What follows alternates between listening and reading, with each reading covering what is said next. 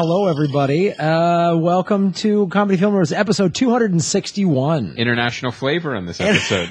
522. Halfway to 522. He's a loyal listener. Our guest is also a loyal listener. And a math whiz. Math whiz. Let's introduce him right out of the gate. I think He's so. been on the show numerous times. We've been on his show. He's here all the way from beautiful Sydney, Australia. And he writes for the site as well, one of the CFM site. writers. He's the first guest ever to ask for a beer. Yeah. You're kidding. You really are the first one. Yeah. You've had 261 and no one's ever asked for a beer? Well, 260 pussies. Yeah. Let me tell you guys, when you come over to this amazing studio, there's beer in the fridge. Yeah. Get on it. Well, he goes, by the way, that's C.J. Johnson, ladies and gentlemen. He goes, oh, can I get some water? And I open the fridge. And he goes, was that a beer? Did you have a beer? It's like some kind of weird Australian radar. Yeah, he just because he was faced the other direction. Yeah. When it's like, That's right. It was beer. Yeah. But when you guys came over to my place in Sydney and I had you over for dinner, Chris, I deliberately got you three very interesting beers. I did, and I enjoyed every single one. Nice. That was great. That was so much fun in Sydney, man. Yeah, that was the interview awesome. thing was because I've been watching footage. Yeah. And was just watching it over the weekend and those interviews of the fans that came into that theater. Yeah. And I still remember the dinner we had at your place and just sat out. There was a great view. It was a great meal. It was just like... The beer was great, A. And then second, you had a lamb. We had lamb for us. I've never enjoyed lamb before. And it was one of those things where I don't know. Lamb is like, oh, well, you've never had New Zealand lamb. And that's like, you know what? You're right. I haven't. And it was amazing. It was so good. And then that dessert that your wife made. Yep. What was that called again? That was called a pavlova. Pavlova. Named after pavlova, which is a meringue and cream-based and fruit-based dessert named after either a ballet dancer or an opera singer. So-and-so Pavlova, female. And she also made, I didn't do any of it, a great vegetarian dish for you, Graham. I remember there was like 3 or 4 different things that I was eating the whole night. That I was like, well, try this and try that. I just remember like, God, this is an amazing meal. Yeah, the vegetarian dish wasn't an afterthought. You got like 3 or 4 different, and it was amazing. You guys so took care of me while you ate mutton and beer. Yeah. Mutton and beer. Like a couple of Scottish lords. Yeah. And we both went, no silverware. Yeah.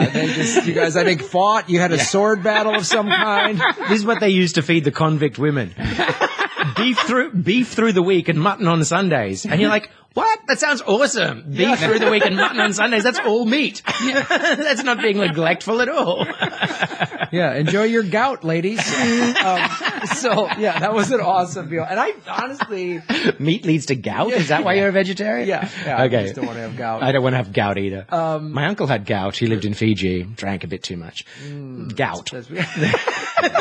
Tropical gout. Tropical gout. Yeah, you should have seen his left foot. That's got to be the name of like a punk band. Tropical gout. Tropical gout. Now opening. Left foot. Left foot, yeah.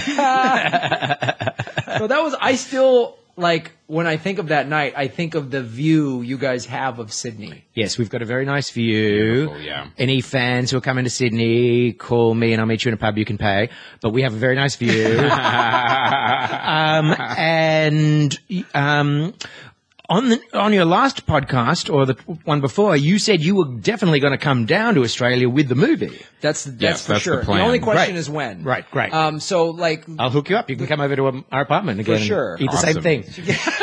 We've got leftovers there in the deep freeze. And they just put it all in a giant freezer. We've got to rent that place again, Michelle. Impress these guys. If it was the exact same meal again, we would be delighted. It was so good. It was that's all we make. Yeah. That's it. That's mutton, veggie food, and pavlova. Yeah, that's all you guys. That's done. all you guys do. But no, the thing. I guess this is kind of an earbuds update. Cool. The goal is I've been watching footage all week. The goal is to have dinner is at CJ's again. Yeah, whatever movie, blah, Which you blah, can blah. put on Kickstarter. Send Graham and Chris We're putting on dinner in Kickstarter to Australia. raise the money to buy the lamb, to cook the lamb, to feed the guys. We're going on another Pavlova run, and plane tickets aren't cheap. So yeah, the goal is we're to premiere it at Podfest, and then Which is September? which is September 18th Perfect. through the 20th. God, I might do a Kickstarter to come over for that. Dude, love to have you come over for that. You would absolutely love it. I know. And you'd get a million great interviews. You could just hang out in the lab and just interview every LA comic. Okay. So the goal is then to take the movie on the road. It's just going to depend. There might be there's a big tour I might be involved with in the fall. So if that happens, it would probably push back coming overseas to. This is your debut feature film, isn't it? Well, Graham's joining the circus. Yeah. Okay. Well, if you're going to join the circus, of course. Yeah, As the lion or the clown? I'm not. Well, that's a lion clown. It's sort of like a minotaur. Doubly scary. Yeah, it is. Yeah. Except lions scare children and clowns scare adults. Yeah. You're going to scare everyone. I want Graham Elwood as the Client. No, the loun. Oh, God, here comes the loun. He's the worst with that horn that roars. So yeah, that's the schedule. So we will be doing a tour through Australia, showing the film. And I'm still serious about us coming to Australia to watch with Steele Saunders It's the new Star Wars the movie. premiere of the Star Wars movie, because Australia, We're getting it first. You're getting it first, Of course, because we're Maybe we 24 could- hours ahead. Maybe we could coordinate it. It would probably be better to make that all one trip. Yeah. Why? I want to go to Australia as often as I can. You should show your movie with it. That would be fine. I think that. I mean, we talked about it, so we want to see. Who'd you talk about that with? Steele Saunders. Here's what we're going to do. Who's packaging your movie about Star Wars. podcasts with the absolute world premiere of the most anticipated movie since movies were invented? Who is that person in Sydney? I want to meet. I misspoke. No, we talked about coming out and watching the new Star Wars movie, and then immediately this might either be an. Oh, you show it afterwards. Yeah, that's fine. But no, Yeah. we wanted to do a mashup. Podcast with Steele Saunders and our show immediately following watching the midnight. So at 2 a.m. Oh, perfect. Record what the Yes. what happened. What people thought about it. Right. And then That's release brilliant. it on the spot so Yeah. people in the States can hear Yeah. about it. And then, come out for a couple of days, obviously, and then maybe screen the movie and do a podcast and everything else. So let's do the math. Australia is 17 or 18 hours ahead, depending on daylight savings time either way. So it would drop at midnight in Australia. It would finish around 2 a.m. Australian time. You'd be done with the podcast easily by 3 a.m. You could release it within an hour.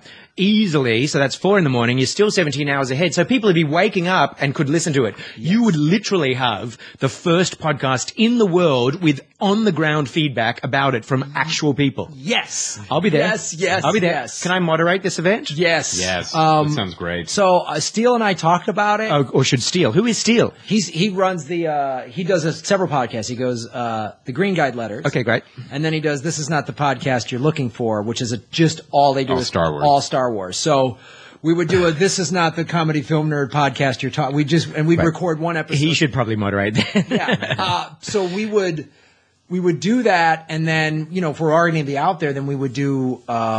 We'd show the movie. We'd do another live. Maybe we'd do stand up. Maybe we'd set up a whole thing. Yeah. Well, now you're up until 4 a.m. Right. Well, we'd have to do it the next day. We wouldn't do it. We're not going to do like a telethon. You could. I mean, if people have come out at midnight to see it and then they want to do a podcast, it sounds such a good idea. Right? Yeah. Will you Yeah. go, like he was telling me, I Yeah. think it might be Melbourne. He was taking, I can't remember, but he was like the theater he was talking about that's going to show Star Wars at midnight. Will be every single theatre in the entire nation of Australia. And he knows that then he has knows some people at another, like a performance theater Right. close across the street where we could literally just go across the street and record. That's awesome. Right? Perfect. So there's no time delay in the recording. None. You can just walk right across the street. Oh, you're still recording? You're just blah, blah, blah, blah, blah, blah, as you cross the street. Watch out! Okay, we will cut that. So that's what we got to set up. So I love it. I'm gonna email Steele again and just say, hey, dude, let's make this for real. Like, let's do this. So When does it come out? December 15th. My birthday. Oh, December 15th, my birthday. so it's taking pretty much. All right. Well, there's no Lord of the Rings or Hobbit movies coming out. They moved that way. them. Yes.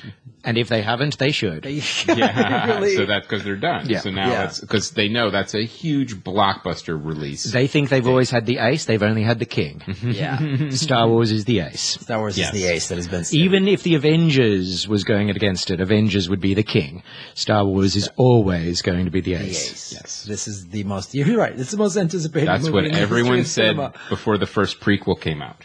Right. No, because the trailer for this one was so 100% perfect Right. that I think they actually believe I it think this they- time. I- I have swallowed the I'd be Kool-Aid, and I'm a really- cynical... I'd be really Shit. surprised if they screwed this up. I'd be like unbelievably surprised if they got. Oh, I wouldn't. Just thinking about it now, that was 3 minutes or something. They've got to fill 128 minutes. I think that the crimes of treason and Crimes of the Father? the crimes of treason and heresy that were committed in the prequels will be erased. Will be erased. This movie, it can't be worse than those. And what they need to do is, as you sit down, just before you get the first little bit a long time ago in a galaxy far, far away, which is even before the da-da, you know, you've got to get this other thing saying, those other 3 movies you saw do not exist. A long time ago in a galaxy far.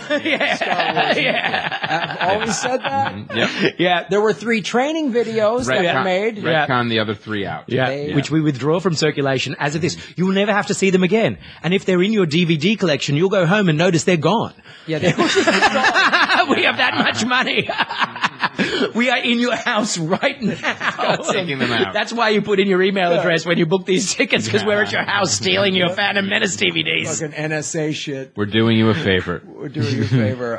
All right, well, let's get into some movies. Yes. Now let's talk about Run All Night. Now this is one of the movies you were very excited about. This movie, and did it deliver? Yeah, man, it's everything you would want it to be.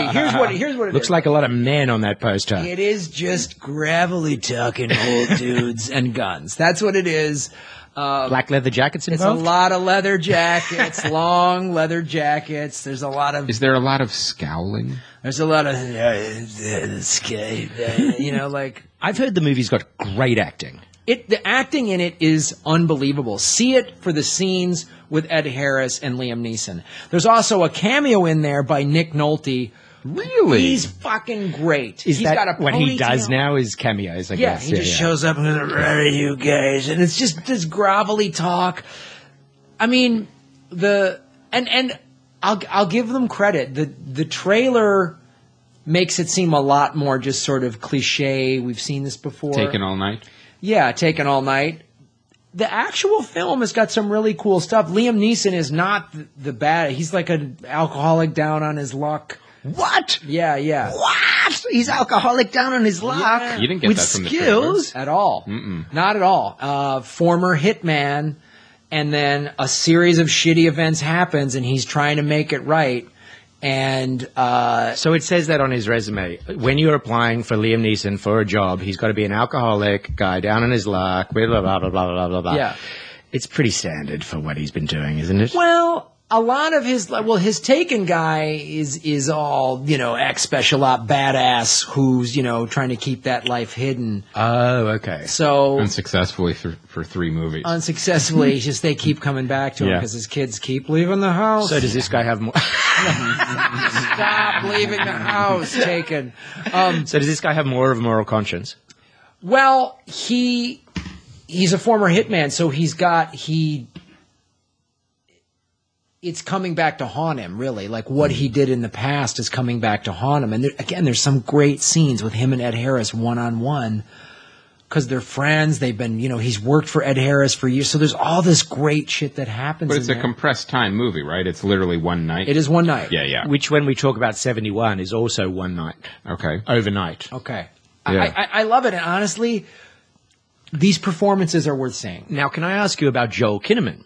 Because Joel Kinnaman, have you seen the trilogy he's in, the Easy Money trilogy? It's an excellent crime trilogy, and he's the lead. And I guess that's what got him into RoboCop, and I guess RoboCop got him into this. And he's a Swede or a Dane or one of those. He's a Scandinavian, and It's clear skin. He has very good skin. He's a very handsome man, and I admire his cheekbones. Would he? He's really good cheekbones. He's got such good cheekbones.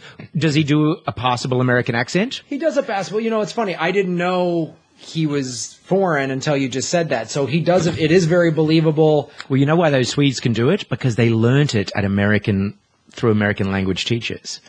So they've learned American accented English, not English accented English. Right. Yeah. That makes sense. Yeah. So he's really decent in it. You know, I mean, he does a good job, but, and this isn't I don't think this is a slam on him, but he is just overshadowed by these guys doing great performances. Like it's a shoot 'em up, it's a settle the score and all that stuff. But then you've also got, let me look at this movie list again. You've got Vincent D'Onofrio, my girlfriend's favorite, is as a detective, and he's got a couple of smalls, and he's great. There's a one-on-one scene with him and Liam Neeson that's great. There's him working the case that's great. It's just like it's solid. It's been funny driving around Los Angeles because there have been the billboards for The Gunman with Sean Penn, which is obviously, I want a piece of the Liam Neeson action now that I'm 56. And there have been the Run All Night billboards where Liam Neeson's been like, fuck you, Sean Penn. I'm keeping my mantle, and I'm bringing Ed Harris with me. And Sean Penn on the poster, his back of his head is to the poster, whereas Liam Neeson and Ed Harris are just like right there, front face to the billboard, to the camera. And it just seems to me that like they've just trumped him. They totally did. The movie has better reviews. It's action billboard hazing. It is. Yeah. The Gunman looks bad. It doesn't look like that good of a movie. No. It looks like but this, if you're going to choose between one of these two movies, I would so choose this. You got to say that. Go Run All Night. Because I don't see any solid support people around Sean Penn. But there is, and this is the thing, they're not on the billboard, which drives me crazy. Guess who's around him? Idris Elba, Mark Rylance, and someone else who's really, Oscar winner from the Coen Brothers movie, Javier Bardem. Oh, yeah. Those are the three main dudes in it besides him. Mark Rylance, considered the greatest stage actor on the planet. Idris Elba, probably the next James Bond, plus all those other things. Why would you put them on the poster? Yeah. I know. The billboard. Yeah, why? That's interesting because I wonder if Sean Penn's agent was like, you know what? Nope, he gets the billboard. He won't show his face, but he won't have anyone else on it. It smacks of vanity to me. Yeah, it feels like I feel like this is sort of him just like, I'm going to cash in on this. And Liam Neeson going, well, it's not as easy as you think. Yeah. You know what I mean? Like, and all of that is said in two billboards facing each other. Yeah. And it's so easy for us three to sit here and speculate that there is actually that sort of ego war going on between the two billboards. And the fact is, it probably is that. But I got to say, Run All Night, man, just those scenes with Ed Harris, Liam Neeson, and that one scene with the Ed Harris scenes. Jesus Christ, is he playing a good bad guy? Right. And he's playing a bad guy in Cymbeline at the moment, which is out in limited release and on VOD, also in a leather jacket, also being a tough guy. I love it's like the Ed Harris in The History of Violence, where he shows up in the diner. Yeah. You know what I mean? It's just that kind of just quietly tough and evil. He knows how to be staring at the table and then turn slowly to the camera. Yeah. He's very good at that. And he knows how to manipulate the wrinkles on his face in just the right way to be like, I could punch you through a whiskey bottle and not get out of my chair. He's so lean these days too. God. He's so lean. Yeah. Like this character just feels like, oh, this guy hits a bag of rocks. That's how he trains. Mm-hmm. Isn't it interesting that when we were kids, we went to see Clint Eastwood and Burt Reynolds, and they were already kind of getting on when we were kids. And now the action stars are even older. Yeah. They're like 60. You know, Sean Penn is 56, and Liam Neeson is easily deep into his early 60s. And where are new young action stars? Well, it's only Jason Statham, really. He's perfect. He's not even in the new Transporter movie. Did you see that? I saw. No, the he's in the new for... Furious 7. Yeah, he's in the new Furious 7. Yeah, yeah. But the He's the main transporter. bad Well, guy. because they could pay him more. Yeah. Because the Furious 7 Furious franchises made so much money that they probably paid him double what the transporter guys were. But yeah, the transporter. Like I saw the trailer, and I'm like, that doesn't sound like him because it starts with like a voiceover kind of thing. I'm like, oh, I wonder when Statham's going to be in this trailer. And then there's a British guy that looks a little like him. Oh, comes that's out so and kicks cheesy. some ass. And I'm like, oh, It's just an off-brand. Yes. That's so cheesy. They didn't even get someone who looked different. No, it's like you're getting generic Jason Statham in the new movie. I love when they go off-brand. Yeah, and that's really okay. Well, this is clearly a salary issue, And when you've done 49 of them too, you just got to stop. because you're not interested at all in reinventing the franchise or the character. You're just recasting.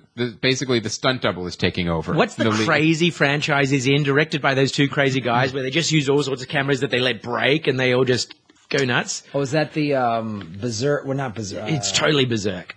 Oh, yeah, I know what you're talking about. That Jason Statham did. He did a couple of them. Crank? Those movies are they're like $20 versions of Fast and Furious. Uh-huh. And That were they're made by a insane. meth head. Yeah. Right. Yes. All right, so let's see. Now, you just mentioned it earlier, but you saw 71. Tell us what this film is. 71 is brilliant. It's still out in the bigger markets of the United States. I don't believe it's actually opened in Australia yet. It has come and gone in the UK, and it's probably rolling out throughout Europe and Asia. It's an amazing film. I believe it is the first time feature from the director, or maybe it's his second, but he's written a lot and he's quite established within the inside world of the British film industry. And what it is, it's this guy, Jack O'Connell, who's the new big star of the British screen. He's in Starred Up, which is the prison thing that's a big deal. And he's in Unbreakable, which... It's not a good movie, but he is great in it. And he's Unbroken. Unbroken, pardon me. Yeah. Unbroken, yeah, Unbreakable. He was not That's in. the synonym. Yeah. And he's got to be huge. Like, he's destined to be huge in the same way that kid who was the lead of the Block, Against the Block, what was it called? Attack the Block. Attack the Block was destined to be huge, and now he's in the Star Wars movie. This guy's destined to be huge. And this film is not... That's dissimilar to Attack the Block in that it all takes place in one night, as we were talking about before with Run All Night. But it's set in 1971. He's a very new British recruit into the army, and they're all expecting to go somewhere else in the world, but instead they're sent to Belfast. And he goes to Belfast with his unit. The moment they arrive in Belfast, there's a riot from the Catholics / proto-IRA / however you want to call them. And during that riot, he gets separated from his unit. And so he is now in Belfast, and he just does not know the terms of engagement because he doesn't understand the conflict because it's 1971. So the IRA, there's old guard, but there's new guard. There are loyalists and there are factions. So it's not just like there's two. It's not just like the unionists and the loyalists. There's like multiple versions of all of them. And he doesn't know anything because he thought he was going to go to Germany or Argentina or the Falklands or somewhere. He does not expect to be in Belfast. And so he's wandering around and he doesn't know what to expect. Should he fight? Should he trust people? And people are coming up to him saying like, oh, follow me, trust me. You're a British soldier. It's okay, come down here. And he doesn't know. So it becomes this nightmarish thing. Plus he's injured, walking through Belfast at night, and the city is ugly, and there's fires all over the place, and there are scary people, and everyone's armed. And the first person he trusts is a kid. And I'll spoil one moment because it's only about 20 minutes in, but it just leads you so well into the movie. The kid, he trusts his kid because he's like, I can trust a kid, boy, about 11, about yay high. And the kid leads him to this roadblock fueled by, very tough looking Irish guys, and they're drinking. And one of the guys calls the kid Wee One, and the kid says, don't call me Wee One. You know who my uncle is? My uncle is so-and-so. And the guy just backs off. And you realize just all about the complicated layout of Belfast and who's with who and who's, And the film is about him surviving the night and about the small unit of his British officers trying to find him and about the very, very complicated politics of IRA people. That wasn't even your phone. That was your... What went to my computer? Yeah, it goes straight to your computer now with Apple Share or whatever it's called. I want that Apple Share. So, Stop sharing. the very, very, very complicated connections between the various loyalists, unionists, the Catholics, the Protestants, and how they're not even loyal to each other. Because within it, there are the young IRA who are breaking off from the old IRA, but we see it through his eyes. So it's confusing to us. So you can't trust anyone as he can't trust anyone. And we don't have a detailed history of that entire conflict either. It seems like they've nuanced it with all these different factions, so it's hard to follow anyway. Yes, deliberately so. Like, it's deliberately confuscating and confusing. And it's amazing, because at times, it's like a horror movie, because he's scared, so we're scared, because he's in, basically, hell. He's in hell. He's wounded, he's got no munitions for a while, and he's been abandoned, and it's just a hellish city. It's Belfast in 1971, which was essentially like a war zone. And it was a war zone. It was a war zone. Yeah. It's like the Middle East. I mean, it's unbelievable. So the director that you're talking about is Jan Demange or Demange. I'm not sure. We will hear from him. Yeah, he's just done a bunch of, looks like TV, probably in the UK. This is his first feature film, so I'm excited to see this. He's going to be huge. From the moments it begins, when you see these soldiers training in England before they're shipped to Belfast, it is so beautiful. And the use of music is so beautiful. And watching them run across the field and do their training. We've all seen soldiers being trained a million times in movies. This is beautiful. This, like, it grabs you, like, this director has an eye, you know? It's great. I can't recommend it highly enough. I know it is still playing in cinemas, certainly in Los Angeles, certainly in New York, certainly in Chicago, probably in Boston and other major centers. And it's definitely either on VOD now or about to be. I can't recommend it highly enough. Okay. 71. Yeah, 71. So, Chris, you saw... Yeah, I want to talk about... I saw the Halo movie, the new one, Nightfall. Okay. And the reason I wanted to see it is, the Halo universe is basically expanding, and we're reaching like a new age now where more money are actually being poured into video game movies and different video game type based content like TV and things like that. Is this a live action movie? Live action. But here's the thing, produced by Ridley Scott. That's why I really wanted to see. I wanted to see especially the evolution of our video game movies finally being taken seriously. And the answer is not yet. They're simply not there yet. Was Peter Jackson going to produce this Once Upon a Time? At Once Upon a Time, Peter Jackson was going to produce the Halo movie. Oh, and then he produced District 9. Well, that's because the Halo movie fell out. Neil Blomkamp was going to direct it, the Halo movie. And then the whole thing, it fell apart, and then that's when District 9 stepped in. So it was the best thing that ever happened to Neil Blomkamp. I mean, the fact that he was able to make District 9. He didn't carry the ball down the field. True enough. He got one field goal. He got one touchdown, then a field goal, and then he's still running.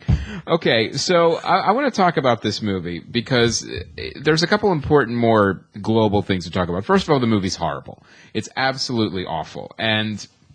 But more money was spent on this movie. The Halo franchise has been a huge blockbuster franchise for Microsoft and the Xbox for many years. In fact, as games. Another one is coming out. But also, it's been ripe in the pop culture, almost like zeitgeist, because you also see a lot of stuff on YouTube. You see a lot of fan stuff. You see parodies. You see all sorts of stuff. So it's gotten into the consciousness in a way that a lot of games don't get to that level. So you think, okay, well now if we are going to take this in a new direction, TV or movies, like originally, like there's a series like Xbox kind of was producing some of these, like Forward Unto Dawn was the first series. A lot of money poured into that first series, a couple of episodes, also unwatchable.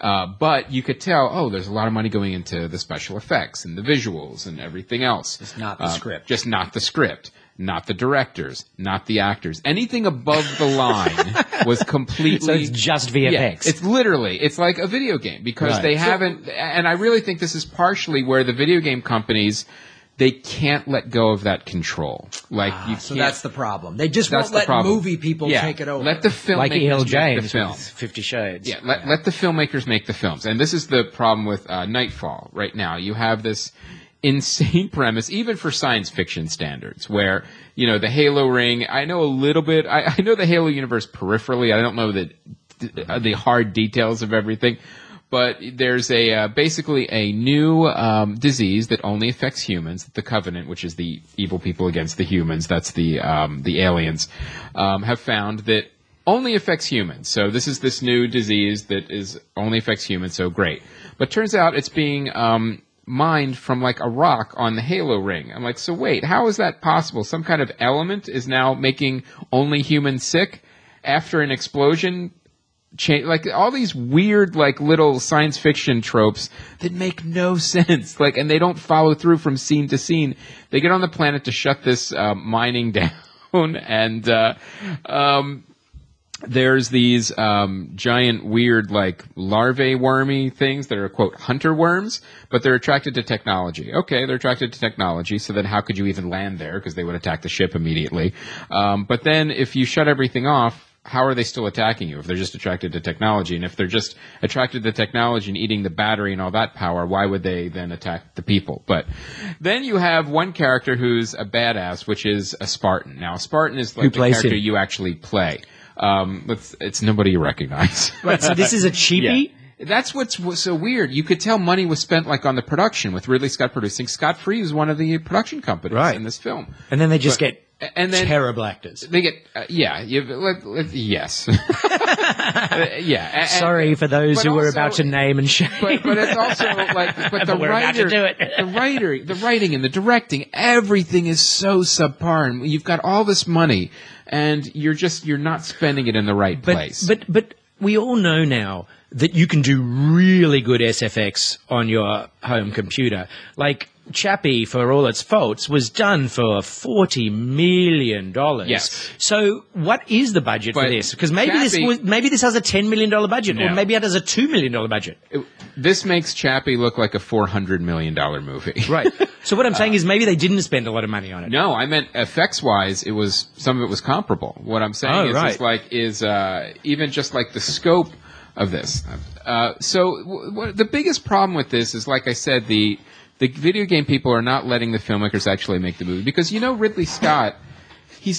This really felt like a vanity credit. I expected a little bit more from him as far as having control, but this is where it gets even crazier. It looks even like they just used Ridley Scott to like reuse Prometheus sets. That's what he was just trying to offload some Prometheus. Yeah, that's really what they're all still built. Yeah, so they probably did. They all still exist. That's what it looked like. I'm like, well, I think they're reusing Prometheus. Yeah. Even like the CG with like the little, hunter worms or whatever. I'm like, this kind of looks like stuff that was in Prometheus. So they're B-roll, they're offshoots. It really looks like he's just unloading old footage. Yeah. And it was originally it was supposed to be like a series for Xbox. This was one of the big launchings for the Xbox network so people could watch this. But then what they did is they put, I think, 4 or 5 episodes together into a so is this an Xbox feature movie?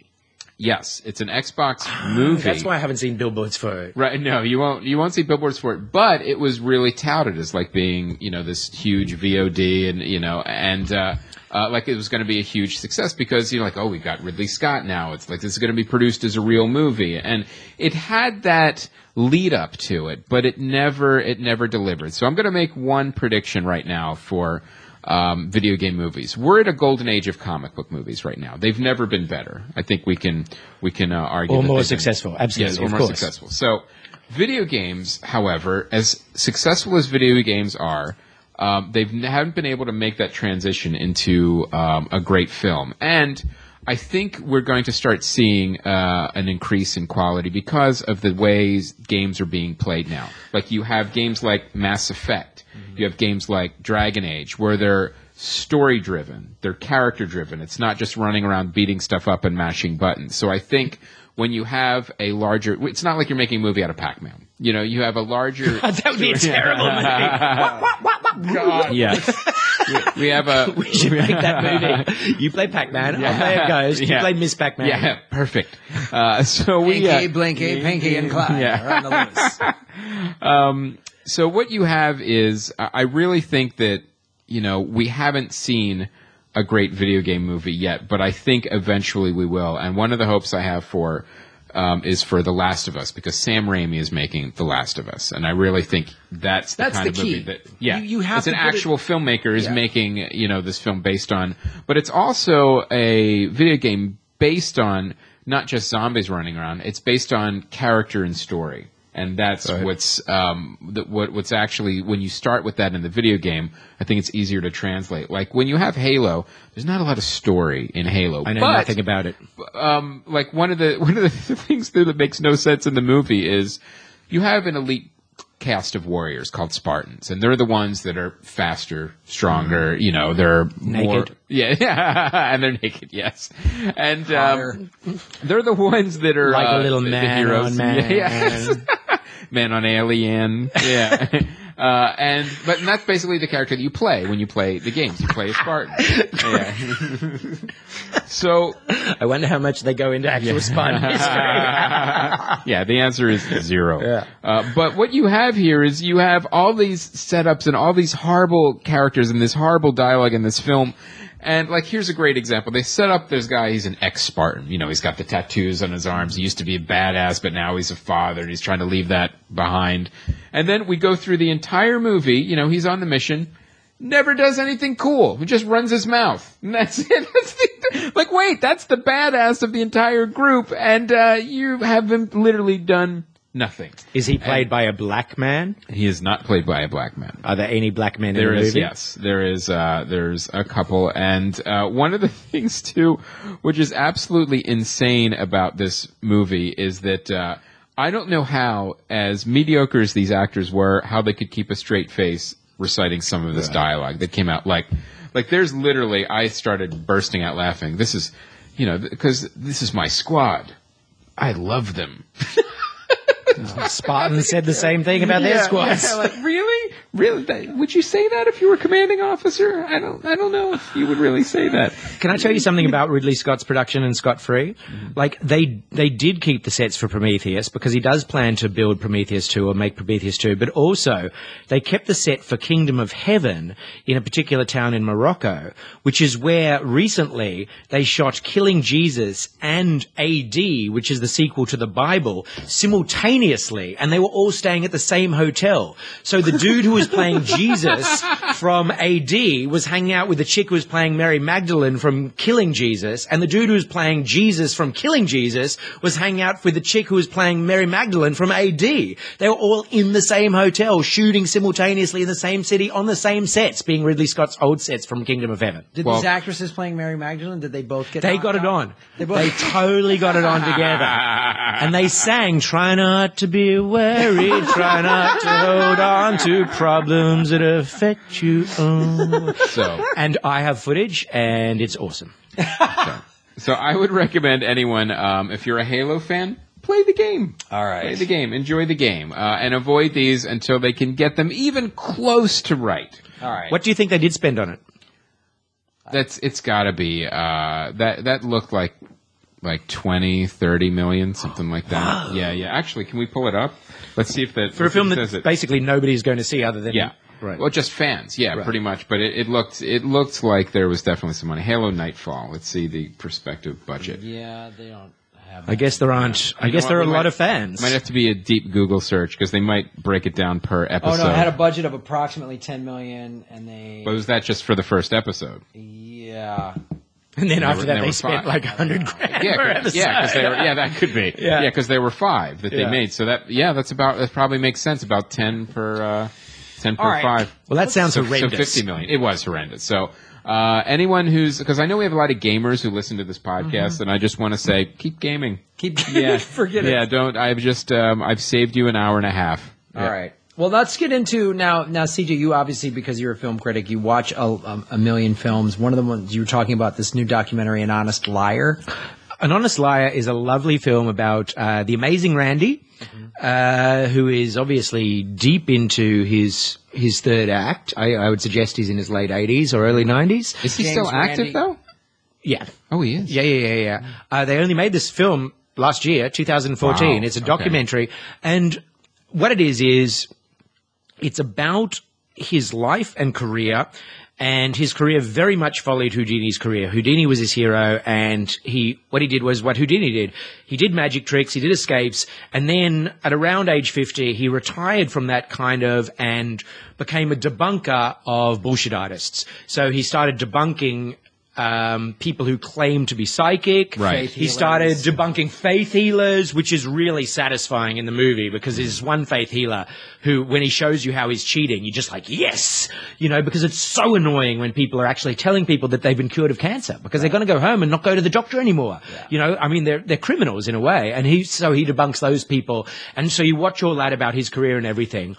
And that's great. That's massively entertaining. The three of us as entertainers, like, you guys will love it because it's about an amazing career and a unique career. But then it, like all great documentaries, it's got a third act twist that is just unbelievable that I'm not going to reveal here at all. Yeah, it's fantastic. Yeah, it's about him as a person and his life. Yeah. Now, it's great. I do want to say one thing about, I remember reading about Houdini, and one of the things that he was always looking for is that when he was debunking, mediums and fakers and all that stuff, in his heart, he really hoped he would find a real one because he always wanted to speak with his dead mother again. So I'm wondering, no, Randy doesn't believe he doesn't believe in any of that. Like, it wasn't kind of fueled through a little bit of almost like a romantic cynicism. No, not at all. In fact, it's fueled through the opposite. In that he realized early on that he could go down that path, that he could pretend to be psychic. Because any magician can pretend to be that, Right. Any magician can pretend to bend spoons or read your mind or speak to your grandmother. Right, because speak to the dead, sure. Yeah, and he realized the power of that, and he was like, no, I'm going to go the opposite way. So he always said, everything you're going to see tonight's an illusion. I'm a liar. That's what magicians are. We lie for your entertainment. And he really hates people who do the opposite, which is pretend to be real. And some people have made a very lucrative career. There's one guy who comes to Australia about every 2 years who pretends to speak to the Edwards? dead. That guy. He's an American guy. I know. I just want to kick him in the head. He had a show on Sci-Fi Channel. I remember that. He got really famous. This is the kind of guy that Randy has spent his life debunking. Right. Yeah. Mm-hmm. Well, that's cool. The two directors, Tyler Measom and Justin Weinstein. Tyler Measom did a really cool documentary called The Sons of Perdition about the fanatical Church of the Latter-day Saints that have a cult compound. And I love that stuff. Yeah. And how they're, they were totally brainwashed and, I'm going to see that. So these guys have a really nice, documentary pedigree, so to speak, both as producers and directors. You can see it on VOD. You don't need to spend $15 at the cinema. See it for $7 on VOD. It's fine. It's not a cinematic experience, but it's great. It's great. So now, what else have you been working on? Any more plays? What else you been doing? Your podcast? Because I don't know if everybody knows, CJ is not just a movie reviewer and a podcaster, but he's actually a playwright. Yeah. Since we last spoke, since you were at my house for dinner, I created this work called Kinski and I about the German movie star Klaus Kinski, and I toured it. I did it in Sydney, then I took it to the Adelaide Fringe Festival and did it down there, and I've done it in Sydney again. I'll be doing it back at the Sydney Fringe Festival this September, and I eventually will bring it to LA. Definitely in a 99-seater. I'll pay myself $9 an hour. If anyone's following that current debate, you'll understand what I'm talking about. Klaus Kinski made 138 movies, they say on IMDb. He claimed to make over 250. And when he published his autobiography, it was all about his sexual conquests, the entire thing, from woe to go. He was a sex addict. And so I bring this to life with a huge videoscape behind me, all about Klaus Kinski, all from his films and Werner Herzog's films with him. There's a lot of it is about him versus Werner Herzog and all the fights they had. He was a maniac. He raged. He had very deep anger issues. But basically, he had sex. He had sex with everyone. He had many wives. He had 3 children, including Natasha Kinski, who went on to become a screen actress and also quite a mad person. And then in 2013, his daughter Paula published a book called Kindermund, alleging that he'd been unfortunately taking advantage of her sexually for 12 years between the ages of 5 and 17. Oh my God. So I incorporate all that too. So it starts out very funny. It ends very, very sad and depressing and awful. And it's for a niche audience. That's why I do it at fringe festivals. Right. But there are hundreds of fringe festivals all over the world. And I'm much younger than he was when he died. He died at age 63 or something, so I can do it for at least another 30 years if I want to. All over the place. And it's been a very satisfying experience because it's It's talking about this very interesting guy and one of my favorite directors, Werner Herzog, and their relationship. And it also looks at a period of cinema that I love, which is like he was very active in the international European-based cinema of the 70s, 80s, and early 90s. And he was a major star within that. So you're talking about working with Sergio Leone and then all these like B, C, D, E, F versions of, so he was in all these Italian spaghetti westerns, like, but way dropping down the line. And, you know, he was in terrible, terrible, terrible films and also in great films. And the films he made with Werner Herzog, the four best, Fitzcarraldo, Aguirre, Wrath of God, Nosferatu the Vampire, and Wojciech, are all brilliant films. But he made 150 terrible movies, and which he phones it in one film where he's on a spaceship, some terrible space movie. He literally, at one point, he pulls out a sandwich out of a brown baggie and eats it, and then he refused to do another take for the director because he hated the director. So it's in the film because they needed the scene. You know, he had such disdain for his directors. He usually screwed their wives. I mean, just the most fascinating film actor, the most depraved film actor of all time. What do you think a director would be more angry about? Having him screwed his wife or eating a sandwich in a scene? Eating the sandwich in the scene. That's a good director. Yeah. A bad director would be more concerned about the other thing.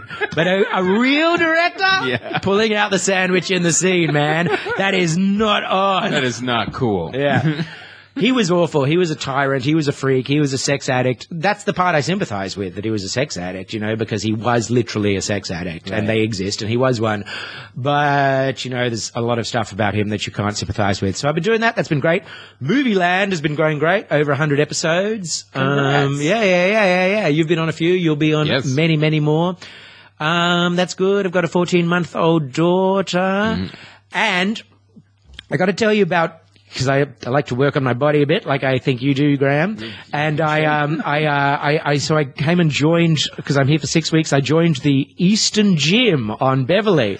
So I got to tell you about this gym. I go to the gym. Have you guys been to the Eastern Gym? I haven't been to that one. Have you been? But I know these types of LA gyms. I know where you're going. I know where you're going. I know where Go this is ahead. headed. Yeah. Well, it's not going any. I don't know where you guys think it's going. I'm just going clear down Hollywood history. It's beautiful because Harry Easton and his brother, I think Harry Easton was the sort of the trainer dude and his brother was the business dude, and they established it in 1938 in its present location, same building. It burnt down once during its time and they rebuilt it. So it's still the same, and it's a wrought iron building, which is kind of unique for that area of Hollywood.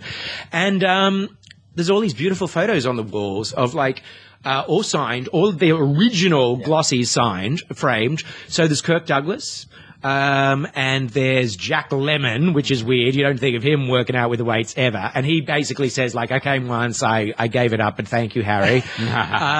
There's Gregory Peck saying, thank you for the 17 pounds, Harry. Greg Peck. So he signed it Greg Peck, but also, you know, that's obviously meant 17 pounds of muscle that Harry helped put on him. There's one of Jack LaLanne, who was one of the early, you know, bodybuilders who obviously knew Harry. And then there's people like Donald O'Connor, you know, the guy from Singing in the Rain who can do all the tricks, not Gene Kelly, but the other guy, the comic who could fall over the couches and stuff. So he's on the wall and everything. And so that's all beautiful. And they're all real, you know, this is the real thing. And those are the originals hanging on the wall. Like this place has history up the wazoo.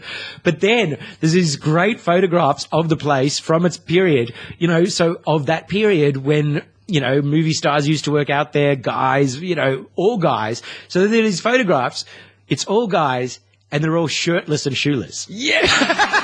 That's how people used to work out. That's great. It's really Greco-Roman style. They're all shirtless and shoeless with little shorts. One of the things I love about Hollywood and LA in general is I love that there's headshots anywhere. There's a Taco Bell in Burbank that has headshots. Yeah. Like, I love that. I love the taco Harrison Ford. Exactly. Dry cleaners. The dry cleaners. Anywhere, man. I fucking love that. And then I do love this, like, this piece of Hollywood history. Yeah. It's like if you ever go into the Formosa Cafe or one of those places that just has like Musso and Frank's. Those old school joints. Musso and Frank's where you can still get Welsh rarebit. Yeah.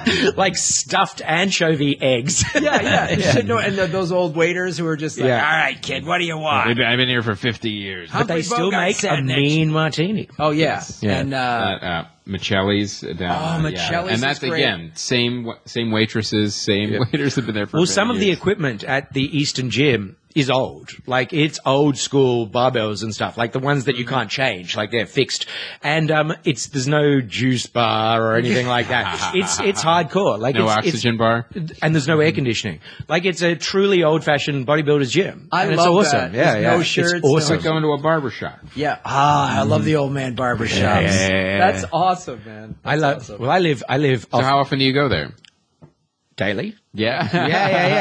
Yeah. And it's pretty hardcore. I go early, and it definitely fills up at about 9:30, 10 when I'm finishing. And it's like, man, everyone goes to work so late in Los Angeles. It's amazing. Well, how long until you can have a headshot up? Like, how many times do you have to go? Well, judging by who's up there, about 45 major studio feature films.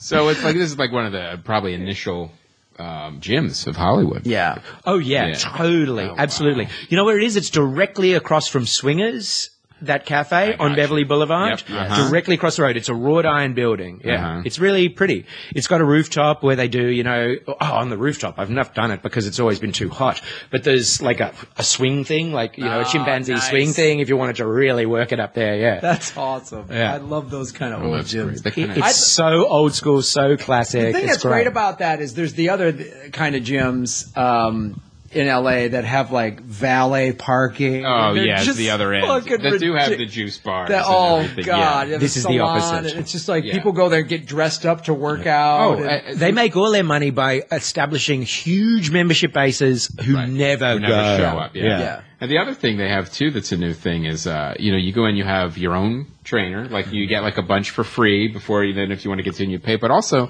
they have childcare now. Like you could bring your kid, you drop your kid off, at the childcare area, you work out, and then you pick your kid up. That's the Virgin Health Clubs all have that. And there's one near my home in Sydney that I'm considering joining because I could take my little girl. But before I joined Eastern, because I basically just Googled my own house and then Googled the closest ones, and the Eastern was the second closest. And the first closest one I went to was really, really close, like about 500 meters, like, I don't know, like a third of a mile from my house. And I went in there, I was walking around for ages and there was no one. No one was asking me what to do. I thought I could actually work out right now. No one's, it's fine. I certainly used the bubbler because I jogged there. So I certainly was drinking their water and I was there and I thought, maybe I'll work out. Finally, someone said, can I help you? And I was like, yeah, I'm here for 6 weeks. Can I join? And he was like, no, private only. And then I realized that every single person in there had a private trainer and everyone in there I vaguely recognized from television. So, it was it was an actor's gym and they all had trainers, every single, and you couldn't go there without a trainer. It was a trainer's gym. Yeah. So it was the opposite where I pick my gym and then I take my trainer. It was like trainers go there and they bring their clients. So it was the flip side. It was like an exercise speakeasy.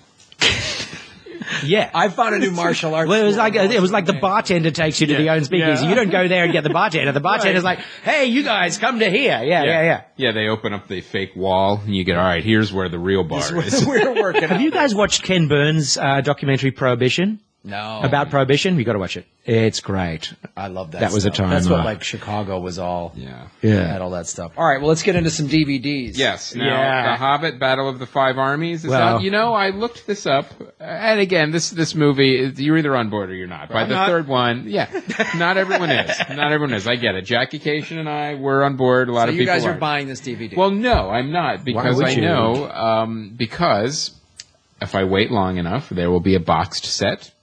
And I'll get the Blu-ray like I did with Lord of the Rings, and I'll get them all at once. Because what they do, and this is what I hate about the releasing, is they release them piecemeal. They release them one at a time, and then they release the box set that actually has the extra features. And it's like everyone's following the Star Wars model now, where you keep releasing different versions of the film to keep getting people to pay for it more than once. Yes, they're money guzzlers. Yeah. So I'm gonna wait. Wouldn't it make sense to only wait until it is rescreened at the New Beverly and just simply see it at the cinema? right.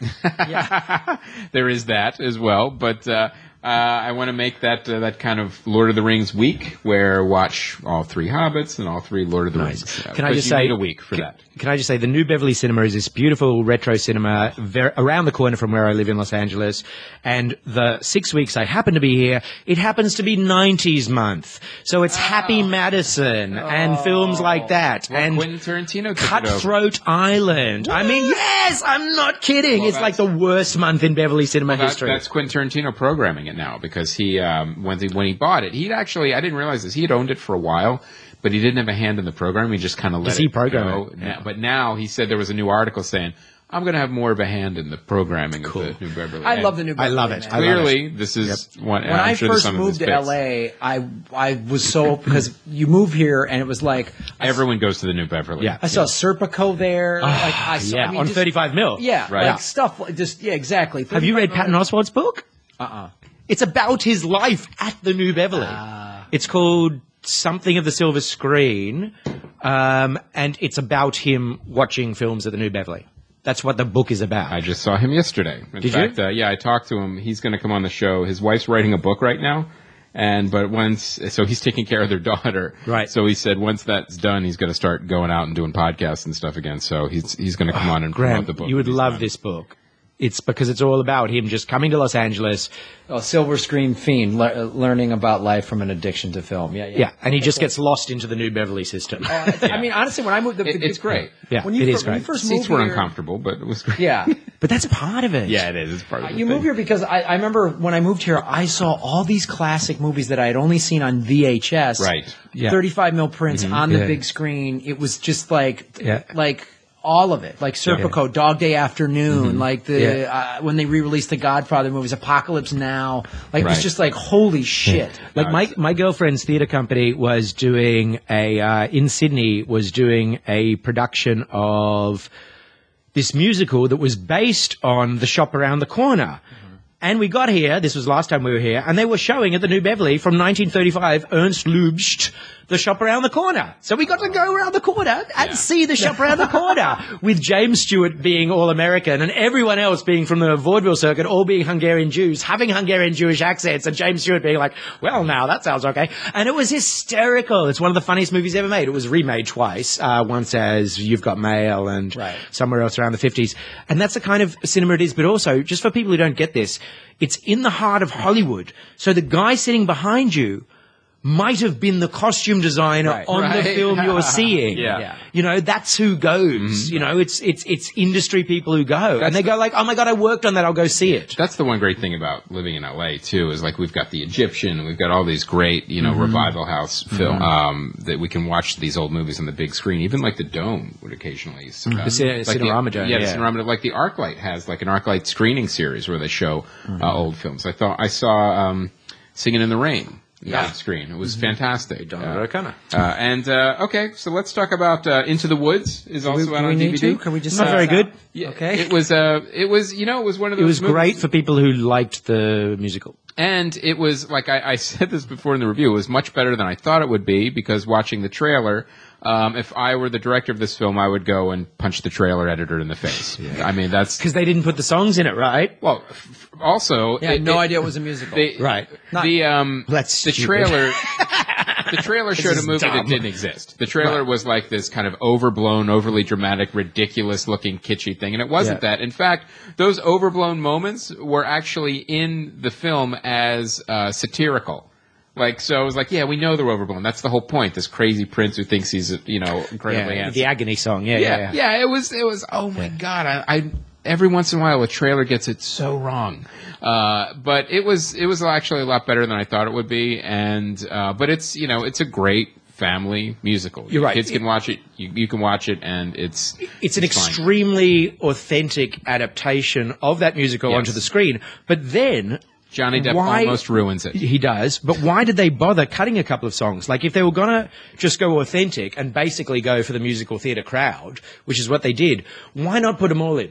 Well, I'm sure that's why cut 9 minutes and therefore piss off all these bitchy musical theatre queens who will then bitch about it on, Instagram and Twitter till the end of time. When they could have just done the whole damn show. There's arbitrary decisions like that studio executives make all the time just to justify their jobs. I don't know. That's a great question. Partly it could be because James Corden, I don't think, was cutting it as the baker's husband, and they cut one of his major songs, and I just think he's the world's biggest open-mouthed actor at the moment. He's just like, he's just always staring at something with an open mouth. And I never believe that. And if you're worried that Johnny Depp isn't too much, don't worry. He only ruins it for one scene. Oh my God. You haven't seen this film, Graham? No. Okay, so everyone else who plays a non-human gets the full CGI. So the witch is a witch, and the cow is actually played by a cow. The giant's a giant. And the giant is a giant, played by Francis Delatour, but made into a giant. But Johnny Depp is dressed up like he's just come from the Chatswood Musical Society. Like he's dressed up He walked off the set of Cats. A zoot, not even a zoot suit, but not even a full-on Cats makeup. He's got like a red nose and a bit of whiskers. Yeah. It's so ridiculous. Fucking crazy. It just, what the... And it obviously, Chris, he asked for it. There's no question. He said, I don't want to be buried under CGI. I want to wear this. Well, no, he wanted to be the wolf from the Tex Avery cartoon. Which makes no sense, because Stephen Sondheim did not go to the Tex Avery cartoons for inspiration. He went to the original source material, where it was a wolf. Yeah, it's an action. Yeah. I think Johnny Depp has gone a little like he's crazy. George Lucas, Colonel Kurtz. Like, there's no question. Up the river. He's nuts. And he's not coming back. No. He has a Montagnard army in the jungle, and well, that would be even more interesting than having a yacht in the Caribbean. He's so far down that path, though, he wouldn't even know how to get back at this point. I mean, did you guys see Mordecai? No, I saw the movie poster offended me. Yeah, let's not go down that. I put up a roadblock there. No, I was like, at first we were thinking, should we do a spoiler of Mordecai? Should we both see it? And I'm like, you know what? Even as a joke, that's taking it too far. And also, your spoiler episodes, which I love, they're the most fun when you've seen the film and nobody saw Mordecai. Right. Yeah. So it would have been pointless. Everyone had skipped that one. So we also have Unbroken. Yeah, we talked about this when it came out. There's some okay performances, but Jack O'Connell. Yeah, Jack O'Connell's good. And is he American or British? I thought he was British. Oh, okay, right. The thing is, as we said when the film came out, it should have spent more time on after he got out of the war and how he dealt with his anger and resentment towards the Japanese, that specific officer. Well, you loved The Railway Man. Yeah. And you said that, like, why bother post The Railway Man do this film? Because this story has been done better with the redemption. I know. The Railway Man, like, really, if you want to watch Unbroken, watch the first hour of it and then watch The Railway Man. Yeah, where he actually gets to the enemy and they have the moment. Yeah, and then don't watch Halo. Trust me, I will not be watching. So now let's talk about premiering this week. We got to talk about this movie, Get Hard. Dear Lord in Heaven. Now, I really think every once in a while I think like, okay, well, the old Hollywood guard, they're getting older, they're on their way out, and things are changing. And then you see a movie like Get Hard get greenlit. No, things are exactly the same. I don't know if this or Pixels will win the award for worst movie of the year. I can't even. I can't because beer number 3. Can I say this about Get Hard? I believe that Kevin Hart's agent is brilliant because all he's doing is pairing him with superstars, but always in second billing. So if the movie fails, Kevin Hart is fine. Mm-hmm. So it's Will Ferrell and Kevin Hart. I know, as a fact, because I know my friend's working on it, that his next film, shooting in Boston, is with The Rock. The Rock is the only person who can guarantee a film opening at the moment. He's the biggest movie star on the planet, both literally and figuratively. It's going to be The Rock or Dwayne Johnson and Kevin Hart. This is what Eddie Murphy did in Trading Places in Another 48 Hours. You know what I mean? It's the perfect career path because your second build, and if the movie does brilliantly, your quote goes doubles or triples, but if the movie does poorly, your quote doesn't fall and you're still considered fine because it was the fault of the star and the director and not you. He is so smart and his agent is so smart and he's waiting and waiting. And finally we will get a string of terrible Kevin Hart movies where he's the headliner. Right. But until then, he's making these films. And that's all this is to Kevin Hart, is just, this is my Will Ferrell stepping stone. Yeah. And I hate how much they've been promoting it all over LA on the billboards. Well, here's the reason the for that. dorky white guy talking street again. Like, I haven't seen the television trailer because I can't bear to watch it. It's absolutely fascinatingly, like mind-bendingly unfunny. Is it going to be terrible? Yes. But here's the thing too. You noticed that there's a huge marketing blitz in LA. It's on unbelievable. It's on.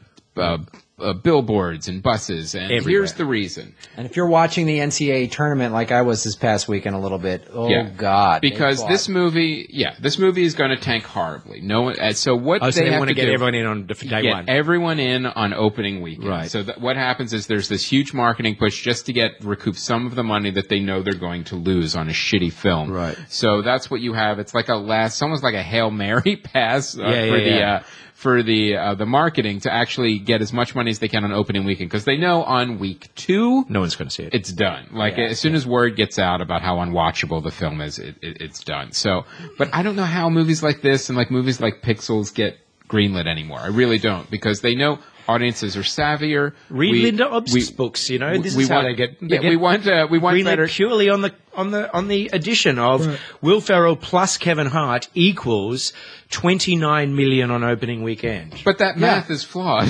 Of course it is. It's complete. It doesn't even. Now, I will say, because we saw the trailer for the movie Pixels, and we talked about it we did a podcast. We did a Current Geek with Tom and Scott. Is Pixels like Pac-Man attacking real people? Yes. Right. And what it is, it's like all the 80s cartoon, all the 80s video games come and attack the planet. But our planet is now defended by Kevin James and Adam Sandler. See, your smile, just your frown. My smile turned into a frown. Yeah, turned into a frown. But here's the thing. Kevin James, is he Paul Blart? Now, but also directed too, right around the corner. Directed by Chris Columbus. So already. No one involved. Oh my God! So it's going to be skeezy and sentimental as well. Yeah. Maybe. That's my Chris Columbus vibe. Yeah. It's and you watch the trailer and you're like, okay, if you can't find one good joke in the horror movie to put in the trailer, you're in a lot of trouble. It's meant to be funny. I guess if there's Pac-Man in the sky. But here, I will say this. I hope it's not meant to be scary. No. It's supposed to be this big, broad comedy. I'll tell you what it's supposed to be. Ghostbusters. A big, broad comedy in a Ghostbusters vein to also cash in on the nostalgia of people our age that we would actually go see. But guess what? People our age don't want to see Kevin James and Adam Sandler. No. But here's the one advice I'll give people right now is this concept is actually based on a short film. And the short film is which was a huge thing and got this guy this whole deal. I remember that, And not dissimilar to the guy who made Monsters. The short film is only a couple of minutes long, but you know what? It's really fun. Yeah, and it's a great idea. It's a great idea, and it's great in like 2 to 3 minutes. See that instead. So see that instead, and see it. If you want to see it like 50 times, you're still better off. You're right. Actually, go to still haven't gone to the cinema page. Yeah. So it's really it's a shame, because I think in what the a bunch right of hands, junk is heading our way. Yeah. In the right hands, I think this concept could have been really kind of cool. Like if the right director got a hold of this, I think it could have been. Just go really find cool. 71 on VOD. Basically, the right director for this would have been Spike Jonze. Spike Jonze would have been a perfect director for this. And he would have cast it correctly, and you would have watched this and gone, I'm in. Yeah. Right. Especially anyone in our age group who played these games as kids would have been like, this is going to be fucking great.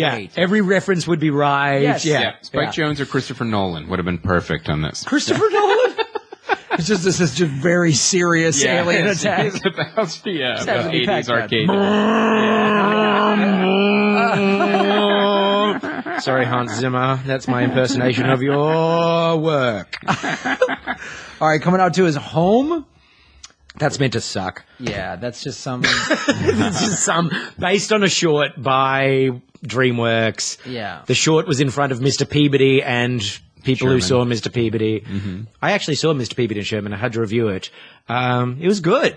Mm-hmm. It was okay. I haven't seen it yet, but I'm hearing I didn't look good to me, but I'm hearing good things. It teaches history, so it's cute. And now Home, it's one of those, I call them kind of shovelware kids movies where they're just shovel it into them. Yeah, well, it's a video game term where you what they would do is they would create all these subpar video games just to fill the shelves to make a quick buck.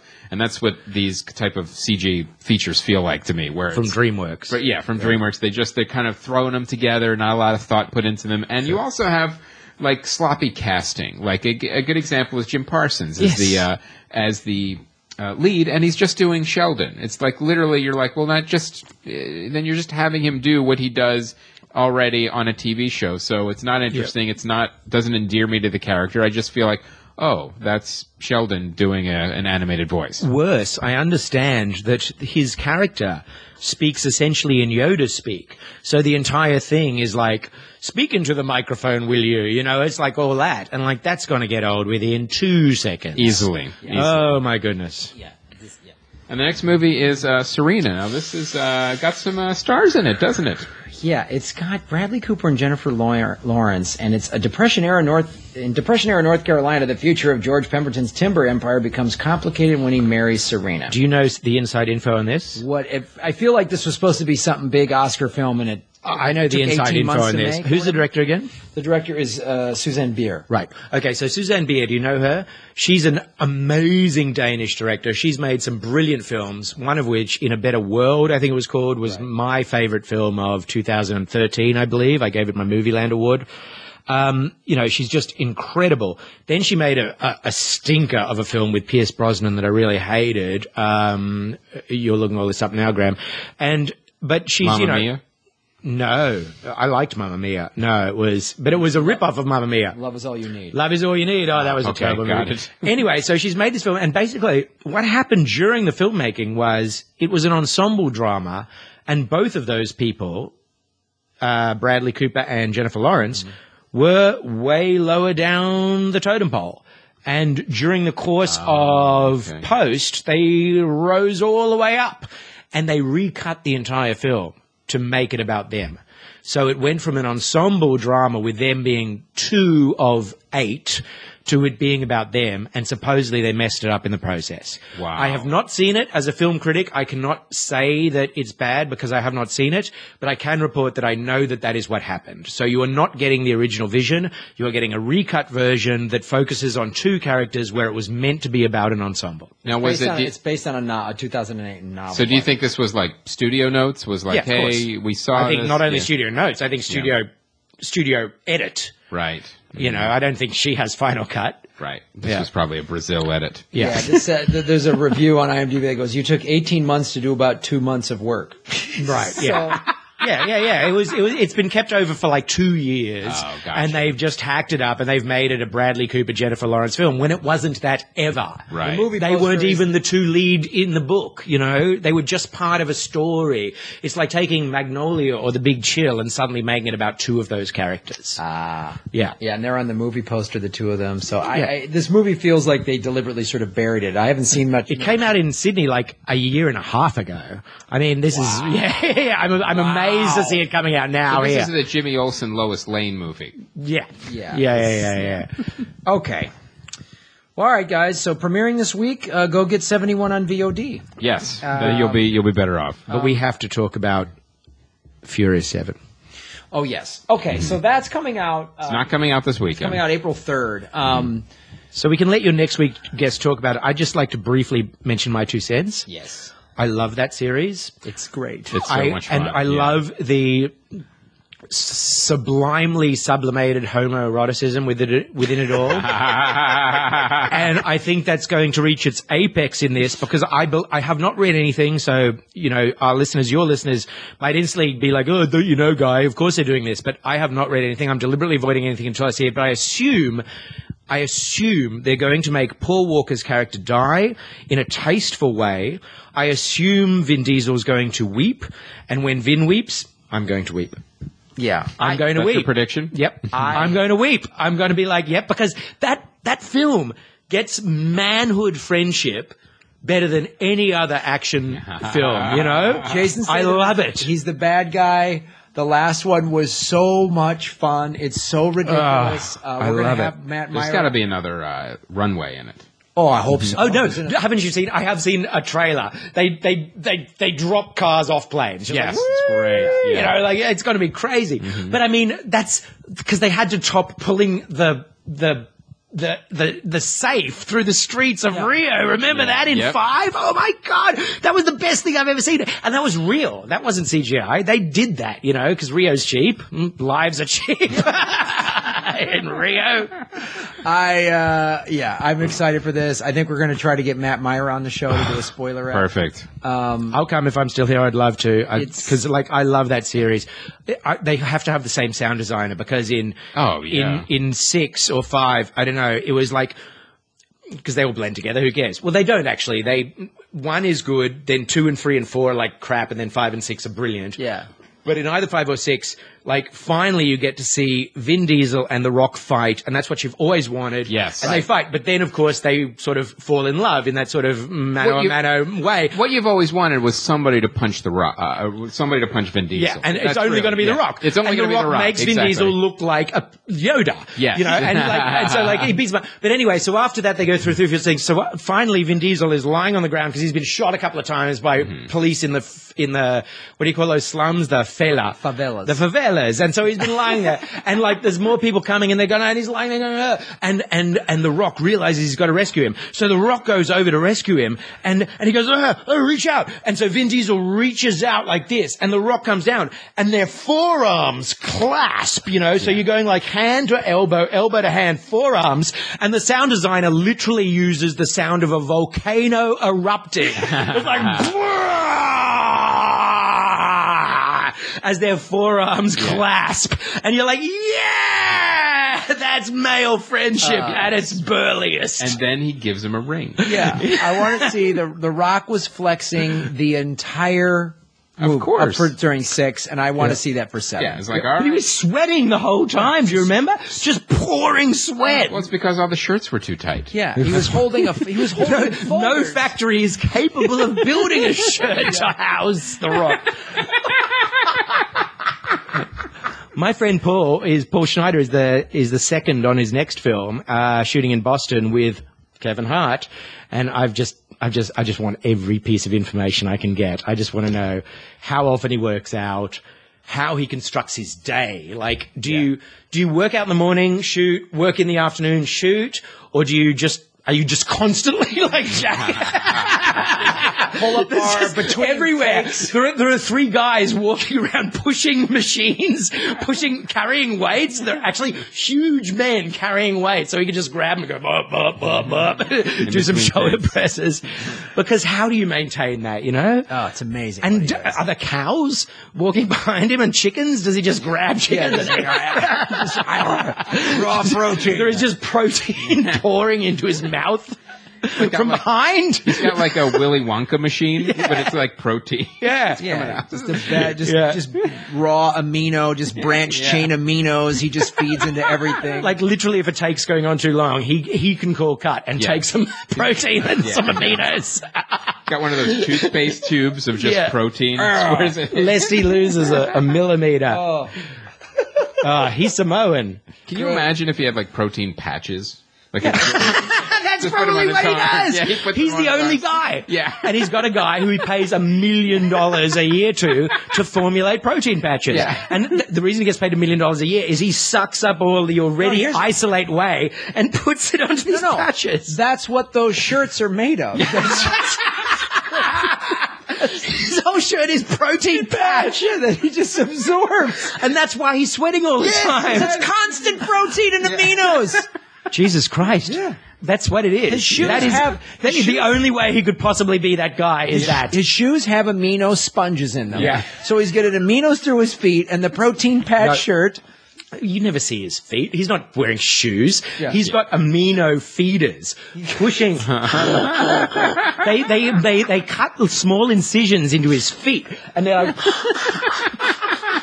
blowing aminos into his feet through straws directly into his bloodstream. This is amazing. Like every time he's in close-up, he's actually curling. People. Yeah. Human beings. Yeah, who are sucking. We're going to get an email now tomorrow, and it's going to say, how do you guys know about the Rock's regiment? Yeah, exactly. Because we spoke to Chris Hemsworth on Movie Land, and he told us they offered him the same thing, and he said, no, I'll just take it once a day, please, not 5 times a day. Yeah. I mean, surely all those guys, you're not cutting the into my studios heel. have a secret, and because, like, when you think of Schwarzenegger, he wasn't even what Chris Hemsworth is in the first Thor. When Chris Hemsworth takes off his shirt and the comic girl goes, oh my God, you know, that he's bigger than Schwarzenegger ever was. And Schwarzenegger was considered an outlier. Right. You know, and now that's the norm for that kind of movie. And so you need The Rock to actually be the biggest thing possible, you know, because after The Rock, you only get to the Hulk CGI. Yeah, that's it. That's what's next. Yeah. All right. So let's do Site Spotlight. Yes. There's a great post on the message boards from James. He explains Predestination on the message boards. Oh, can I just quickly say, so good of you guys to do a Predestination spoiler alert. My circle, the Film Critics Circle of Australia, the FCCA, we gave it Best Production Design and we gave it Best Actress to Sarah Snook. Great. Yeah, and it was great to hear your episode because that film deserves it, and I hope so many more people across the United States and Britain and Japan and all your audiences see it, because it's a great movie. And it's a fascinating movie that was made within the Australian government-funded system that is actually like what it is, a Heinlein adaptation. But it's really amazing, and the response from it, like a fan James is explains it on the message boards if you guys go. And what's great is you could literally read that entire post. It makes well thought out arguments, and you still may not be any clearer on the film as when you started. Yeah, I've seen the film and I'm brilliance. not going to discuss it with you because I don't know. Yeah. And that's what makes it great, because it's not convoluted and confusing and you're like, oh, this is fucking stupid. It's the right amount of, God, I don't know, that makes it intriguing and interesting. And where you can bring your own interpretations to the film. Yeah. So it's It's really the Tinker fun. Tailor Soldier Spy of low-budget science fiction. That's a great example. So really great stuff from James on the message boards. And also when we posted announcing last week the episode 260 with Helen Hong, we got some great posts about the Kumiko, the treasure hunter. So that was really cool. We've gotten some great stuff about that.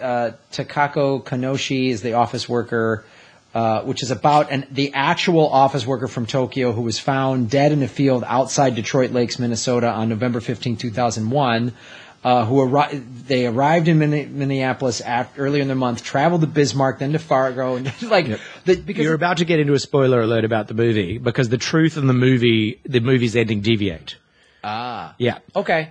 But it's good to know. I didn't know that this movie spoiler alert. It's based on a real thing that happened, which just sounds intriguing to me. The jokes that were written about when we were joking with Helen Hong about Samurai Accountant and all this stuff like that. Yeah. I think it was Mitch McGrew in Oklahoma wrote, you forgot she's going to do a streetcar named Kimono. Shit like that. I love when you guys post this stuff. Taylor Neal posted, I got to see Kumiko the Treasure Hunter in the film festival, and it's an amazing, highly recommends it. So that's good to know. Several people posted that Rafe Salcido posted that it was the real story and all that stuff like that. So that's really cool, guys. Love when you participate and give us more information on stuff like that, which is really awesome. It's the real story with the exception of the ending. Sure. Yeah, sure. And I want to also point you guys to the website, comedyfilmnerds.com. CJ does a great written review of the Annie remake, spot on. And I want to mention, too, Neil wrote a very lengthy review of the documentary Scientology in the Prison of Belief. He absolutely loved it. He also bought the book that it was based on. I've read that book. Is this about the person that went undercover? Is that it's a comprehensive history of Scientology, but an exposure of a very detailed expose. Lawrence Wright wrote the book called Going Clear, and he was the guy who did the article with Paul Haggis in the New Yorker that led him to write the book that led this film to be made. Oh, yeah, wow. So it just says everything you know, which is it's a cult, but it tells you everything. Neil was saying it's pretty much, it's chilling. It's, he learned, because Neil's been following Scientology for years too, and as an adherent and as a follower, Neil, come to me. Again, very much against it. But he said Neil, get a protein shirt. Get a protein. But he was saying, I'll take you to the Eastern Gym. It's a better cult. Even this documentary told him a lot of stuff he didn't know. Oh, so yeah. There's a lot. It goes really in depth, and it's really frightening, and he has some choice words for Tom Cruise in the review as well. Awesome. Yeah. So check that out on the site. And there's another good documentary around The Hunting Ground, which is about campus rape. That's also in cinemas at the moment. Yes. Okay. Yeah. All right, some good docs out there, guys. So that's our episode. What a fun one! Wow, we learned covered a lot of movies. Yeah, about protein shirts. We learned a lot of stuff. Did. Protein shirts. Oh my goodness, if we all got one, could we sell them? Yeah. Through the Comedy Film Nerds website. Pay attention, guys. We're going to have CFN protein shirts available soon. All right. So hashtag work it. Hashtag protein work it. So CJ, where can people find you, listen to your show? Please go subscribe right now to my podcast, Movie Land. We're up to about 105 episodes. It's awesome. It's through the Australian Broadcasting Corporation, and it's free on iTunes. Read my written reviews at filmmafia.com.au. The AU is for Australia, so www.filmmafia.com.au. Follow me on Twitter, at CJ Sydney or at CJ Movie Land, or both. And also you can join the Facebook page. So just search for Movie Land and like it on Facebook. And please do that now, because I want you to join me now, because I've got some really good episodes coming up, including one with these guys. Thank you. Yeah, guys, it's a fun show, and he gets access to a lot of great. You get a lot of really big name stars on your show because they come through Sydney. Yeah. So some great episodes. He gets some great stuff. All right, guys. Check that out. Don't forget LA Podfest. Tickets available and discounted hotel rooms at lapodfest.com. And, of course, there's at LA Podfest. You doing it at the Sofitel? Yeah, we're doing it at the Sofitel. I've stayed at that hotel 3 times. It's a great I hotel. love it. Yeah. It's great. It's got a great gym, great pool, great mezzanine level where all the convention stuff is. It's great. Yeah, everything's on one. It's so much easier than the old hotel. Yes. We had they gave us a great deal again this year. So, it's going to be more shows. We're locking down big name shows right now as we speak. We'll be able to announce pretty soon. Yeah, we haven't announced any other shows yet, but we will soon. It's got a great restaurant, and because it's a French chain, every time they open the door for you, they say, "Bonjour, monsieur." Bonjour, monsieur. And then that just makes you feel better. I know. Very European. It's awesome. The bathrooms and the rooms are great. Oh, it's great. Everything's awesome. Good views, too. Yeah, good views. And it's in a cool neighborhood. If you didn't come last year. Oh, it's in the best neighborhood. It's right between WeHo and Beverly Hills. Yeah, and there's the Beverly Center right there. Plenty of places to eat. It's a great location. So check that out. If I can come, I will. Please. There you go. Yes. Just sold 4 tickets. He's coming. All right. So anything else, Chris? Yeah, I wanted to mention that I will be at Podcast San Diego this Saturday, and I will be the closing keynote speaker. And if you guys still want to go, let me know, because... you know what? No, go to the Facebook page. I'll post the coupon code again. You can get a half off. Okay. So anybody, because they gave us unlimited half off coupons, so you want to check it out. It's only one day. There's going to be a lot of great speakers there, and I'll be doing the closing keynote, and I'll be showing the Earbuds trailer. How long is the trailer? It's about 2.5 minutes. 2.5 minutes. Nice. We're going to probably be releasing that trailer online in the next month or two. Yes, as we get closer. As we get closer to releasing the film. So, and also, we'll be premiering Earbuds at the podcast festival. So The whole film? Yeah. Yes. So buy tickets. September. September 18th. Oh, so you've got a deadline. Yes, we do. Yes, we do. Self-imposed. Self-imposed. They're always the only ones that work. Yeah. So thank you guys so much.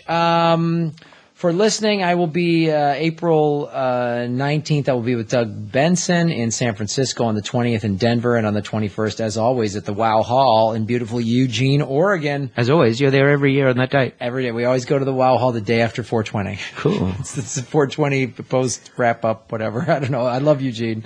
So check all those out, guys. Of course, like the Facebook page. Positive reviews, a bunch of cool things you can do. Tell your friends about the show. And I'll be posting the coupon code for Podcast San Diego. I think it's Meetup50, but I'm not sure. Okay. I'll post it on the Facebook page. So good for as many tickets as you want. Thanks, guys, so much. Thank you to our guest, CJ Johnson. My name is Graham Elwood. And I'm Chris Mancini. As always, remember, Han shot first. Protein shirt.